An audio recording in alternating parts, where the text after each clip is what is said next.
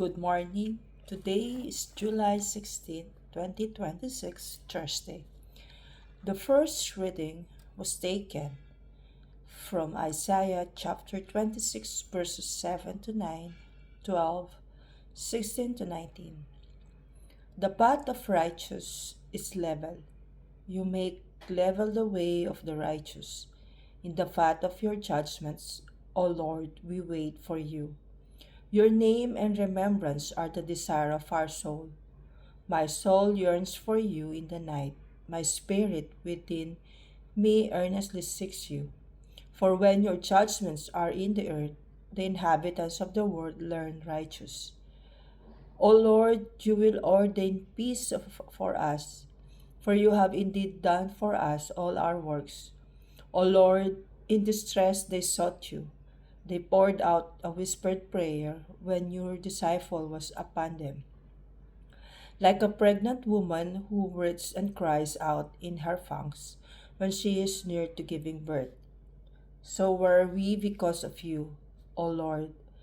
We were pregnant, we withered, but we have given birth to win.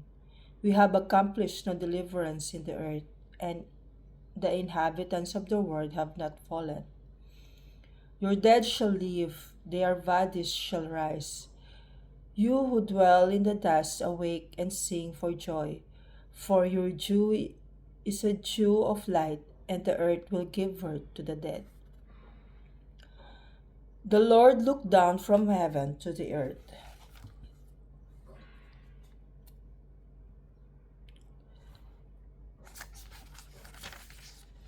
But you, O Lord, are enthroned forever, and your renown is from age to age.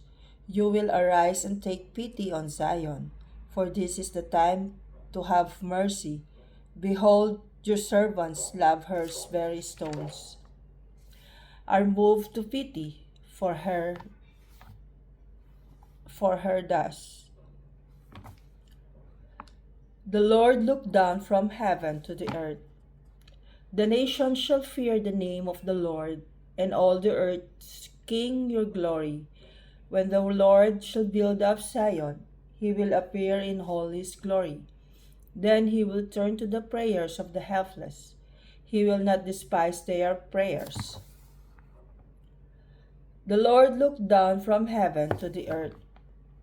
Let this be written for ages to come, that the people yet unborn may praise the Lord.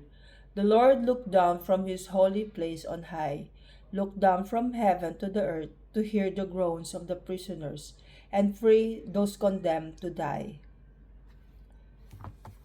The Lord looked down from heaven to the earth. Alleluia, Alleluia. Come to me, all who labor and are heavy laden, and I will give you rest, says the Lord. Alleluia. Today's Gospel was taken from Matthew chapter 11, verses 28 to 38. Jesus declared, Come to me, all who labor and are heavy laden, and I will give you rest. Take my yoke upon you and learn from me, for I am gentle and lowly in heart, and you will find rest for your souls.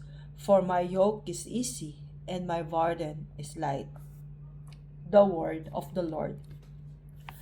Today, we celebrate the feast of Our Lady of Mount Carmel, a reminder of the loving presence of Mary, the Mother of God in our lives.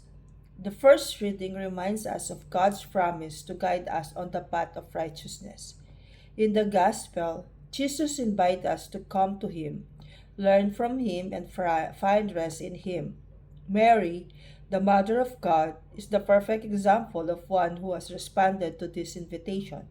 She pondered the mystery of God in her heart and surrendered herself completely to His will.